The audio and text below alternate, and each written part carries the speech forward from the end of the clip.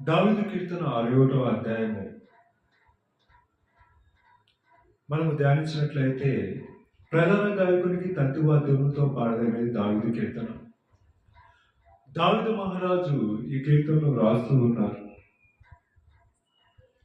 దావీదు మహారాజు దేవునికి మొరపెడతా, దావీదు మహారాజు దేవునికి ప్రార్థన చేస్తా ఈ రీతిగా అంటూ ఉన్నాడు, దేవా నా మొర ఆలకించుము, నా ప్రార్థనకు చెవియొగ్గుము, నా ప్రాణము తల్లడిల్లగా భూదిగంతముల నుండి నేను నీకు మొరపెట్టుచున్నానని దావీదు మహారాజు ప్రార్థిస్తూ ఉన్నాడు.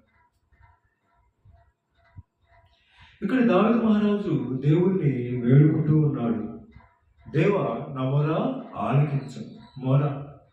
మొర అంటే ఏదో కష్టం వచ్చింది, ఆ కష్టానికి తగ్గట్టుగా దావీదు మహారాజు మరి ఎంతగానో ఏడ్చి దేవుని యొక్క సన్నిధిలో గోజాడుతూ ప్రార్థన చేస్తూ ఉన్నాడు. అందుకే ఆ యొక్క గోజాడి ఏడ్చి చేస్తున్న ప్రార్థనను మొర అంటున్నాడు. దేవా నా మొర ఆలకించము, నా ప్రార్థనకు చెవియకు. నా ప్రార్థనకి చెవియకు వాడవు నీవే, నా ప్రార్థనకు చెవియకుమని ప్రార్థన చేస్తూ నా ప్రాణము తల్లడిల్లగా భూదిగంతం నుండి నేను మొర్ర పెట్టుచున్నాను.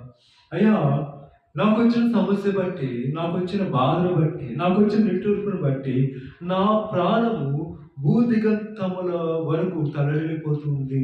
భూదిగంతముల నుండి నా ప్రాణం తల్లడిల్లిపోతూ ఉంది.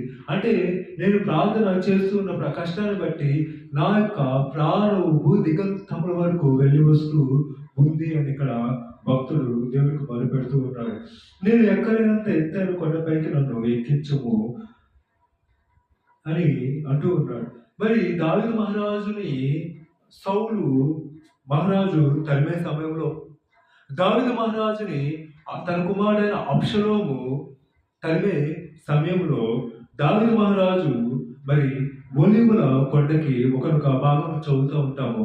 ఒలీవల కొండకి ఆయన చెప్పులు లేకుండా నడుచుకొని వెళ్ళినట్లుగా మనం చదువుతూ ఉంటాం. కాళ్ళకి చెప్పులు లేకుండా దావీదు మహారాజు వెళ్తూ ఉన్నప్పుడు మరి ఈ యొక్క ప్రార్థన చేస్తూ ఉండి ఉంటారు.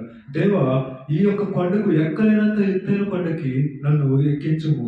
నా శత్రువు నన్ను తరుముతున్నాడు, నా శత్రువు నన్ను చుట్టుముట్టి ఉన్నాడు. నా శత్రు భయం చేత నేను తప్పించుకొని పారిపోయి వచ్చాను కనుక నా శత్రువులు నా దగ్గరికి రాలేనంతగా ఎత్తైన కొండకు నన్ను ఎక్కించని ప్రార్థన చేస్తున్నాడు. నీవే నాకు ఆశ్రయముగా ఉన్నావు.